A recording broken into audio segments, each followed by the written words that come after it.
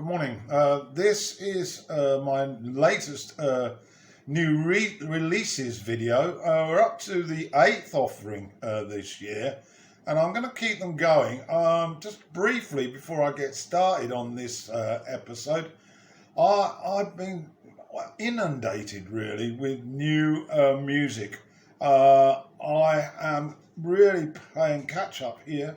But I have to stress, there is so much good music being released this year. And I've been basically listening to as many as I can, downloaded of course. Old bands releasing new material, new bands that are releasing new material, new bands who have been around for a while that I haven't had the opportunity to catch before. Basically, it's a treasure trove. And so for all you guys and gals out there who are stuck in 1970 or whatever, I would suggest to you, just try and give them a listen. You may well be surprised. Some of the albums that I have got to listen to, I'm amazed actually how talented they all are. So I'm going to get on with this video of the episode 8. So to continue, I've been having a few issues with my camera, so if I've shifted my position on this video, you'll understand why. So the first offering then, No Gods, No Masters by the band Garbage. Garbage are a combination of an American band playing guitars, bass and keyboards and drums, and their front lady Shirley Manson, who comes from Scotland. Now, I've been a great fan of Garbage over the years, and it started in 1995 with their debut. 3 years for version 2 in 98, and another 3 for Beautiful, which came out in 2001. And then the time between releases started to get longer. Bleed Like Me came out in 2005. And then a huge break until Not Your Kind of People, which arrived in 2012. The last album, Strange Little Birds, was released in 2016. And now we've had another 5-year wait for this new offering, No Gods, No Masters. Now, briefly, I caught a sort of comment by Shirley Manson about this release, and I'm going to read it to you because I think it's worth noting. She said, "This is our 7th record, the significant numerology of which affected the DNA of the content, the 7 virtues, the 7 sorrows, and the 7 deadly sins." She explained and described the album as a critique of the rise of capitalist short-sightedness, racism, sexism, and misogyny across the world. So now you know. This album is a serious bit of art, and I'm going to go on to the tracks now.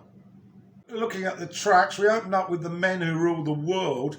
Slot machines are heard at the beginning, and they arrive with Manson's bolshy vocals, thrusting her politics in your face.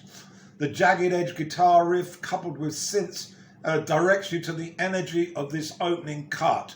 It's high-octane, throbbing electro-funk, and certainly impressive. Lyrically, I think it's about how men are destroying the planet with their greed and their ego. And it's inspired, possibly, the sound by one George Clinton. But that's pure speculation. Next up is The Creeps. This has a Pretenders 90s feel about it, with the rocking beat. It sure does rock though, and Manson mesmerises the lead and backing vocals, and it's threatening and passion-filled, real frenetic and whiz-like. Uncomfortably Me is next. It's a bit of a dirge and not one of the strong tracks on here, but then we get on to Wolves, the 4th track, which certainly is. Recalls the power of youth and the danger therein. It's got an 80s beat, and I love the siren-like sound of the guitar mixed with those keyboards. and Shirley utters her response to being emotionally broken and abused. And I'm just going to read a brief lyric, not all of it, to capture that feeling. I was busy picking up the pieces of my broken heart. I stand accused and maybe on reflection got a little cruel. I was too brash for you. I moved too fast, perhaps a little rude. I know I was a jerk and impolite. I was loud. No one can say that I didn't need you, that I didn't want you, that I didn't love you. Which one of my two wolves will I give my attention to tonight? Which one will I decide to feed? Which one will I decide to fight? Yeah, there's a much lengthier part to that song, but I thought it gave a sort of a feel to it anyway, about what this content is all about on this album. Track 5, Waiting for God, gothic style vocals reminiscent of the first two albums. This one, hopeless, somber desperation is communicated, and it segues into Godhead, with whispering Shirley creating a mysticism, and then there's that shuffling beat with lots of echo reverb which muscles its way into the hypnotic beat. It's an impressive piece of music, very much the best so far, I think. And was described by another critic as a mix of Depeche Mode with the Strangers' song Peaches. God forbid. Godhead anyway. Very phallic implications and all on this. And then we move to Anonymous XXX. That gives it away a little bit. Acoustic guitar rhythm quickly replaced by a slinky 3x feel. Well, if you're not familiar what 3x is, you obviously need some explanation. More sexual references. Manson's voice has a habit of getting you horny for sure. The throbbing rhythm delivers. Next up, A Woman Destroyed. It segues in from the previous. It starts in a very dark way. A broken relationship, abusive and painful. The music's reflective of the doom with its edginess. And then Flipping the Bird, very much influenced by Liz Pear, low tonal vocal, if you know her. It's got a New Order pace with it, and Manson's vocals once again the centerpiece. Another powerful statement about sexuality, meaning women's sexuality. No Gods, No Monsters, the title track, has a very Ultravox feel to it, but it's 40 years on, so it's very much up to date. Manson again imitating a little bit of Susie from the Susie and the Banshees, and it certainly packs a punch. And then we get to the last track, This City Will Kill You. This is a somber rock ballad with restrained strings, and it enables the star Manson to melt into your thoughts. The band totally synced, pardon the pun, and completes an album that you essentially will be rewarded on each listen.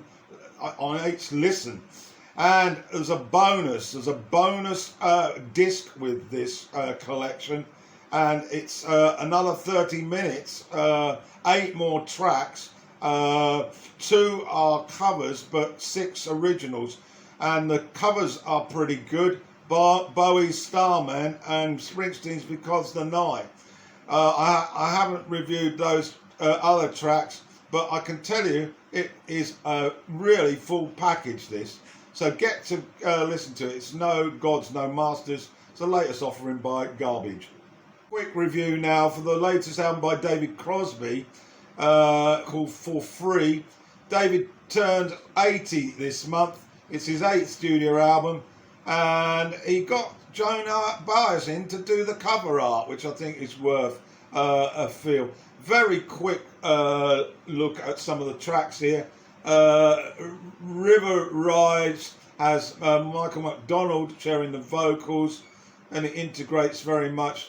California folk rock, no surprises here. It's got some meandering steel guitar, which steers the melody to a harmony fest. Then The Other Side of Midnight, very pleasant, with Crosby's vocals, which hold up remarkably well given that he's 80 years old. Standout for me, Rodriguez for a Night, when Donald Fagen jumps in on keyboards, collaborating, and it's obviously got a jazz rock feel to it. Steely Dan fingerprints for sure are all over this one, and the horns link very nice with the choruses, and the distinctive Fagen organ pushes the rhythm. Ships in the Night, which is another track that caught my ear. Nice lead guitar runs here, gives the song more of an oomph, a bit too short. And then the cover of For Free, that's a Joni Mitchell song. Solo piano duet with Crosby's vocals here. Some more gentle folk rock. Shot at me, Crosby has always been a good one at creating stories in his lyrics, and this captures it perfectly. And then we get to the finale. I won't stay for long. Lots of horns slotted between the vocals here, and a rather stripped back piano. It's a very, very nice album, but whether it'll get any repeated plays in my household, I doubt it. But if you're a fan of Crosby, you'll lap it up. So that's the new album by David Crosby, For Free. Review an album that really hit me straight off on the first listen. It's the new album by Los Lobos. It's called Native Sons. I hope I've got my pronunciation of that, Los Lobos. It's Spanish for the wolves, and they're a bit like that in terms of what they deliver on stage. An American rock band from East Los Angeles. Their music is influenced by rock and roll, Tex-Mex, country, Zydeco folk, R&B, blues, brown-eyed soul, and traditional music such as cumbia, bolero, and norteños. My Spanish not too good. Many of us will remember La Bamba back in '87, big hit. Of course, a cover of the Richie Valens rock and roll song, and this album is very much fits the rock, funk, soul genre. And now I'm going to go through the tracks. The album is a covers album, and pretty good it is too. Love Special Delivery starts out. This has got crunchy, crisp horns driven by the soul rock rhythm. Misery's up next. This has got some lovely crisp guitar solos, and it's very much 60s style R&B. The next is Bluebird for What It's Worth, of course written by Stephen Stills from the Buffalo Springfield days. It's an effortless version. Sounds probably a little bit too like the original really, but you can't fault it. Some great moments on guitar, and it segues in perfectly to between those two songs, Bluebird into For What It's Worth. And then we've got Los Chicos Suaves, which is obviously a Latin Mexican style rocker, and it's perfect. It's infectious, danceable, and authentic. Then another cover that I did know, Jackson Browne's Jamaica Say You Will. David Hidalgo carries off the vocal here. It's a bit of a gem really, but again quite similar to the original. The instrumentation very precise. No More is next up, and it's got sort of a Percy Mayfield feel, rock and roll horns. It's got a 50s feel to it, and then the title track, which is actually an original, so I was wrong about it being all colours.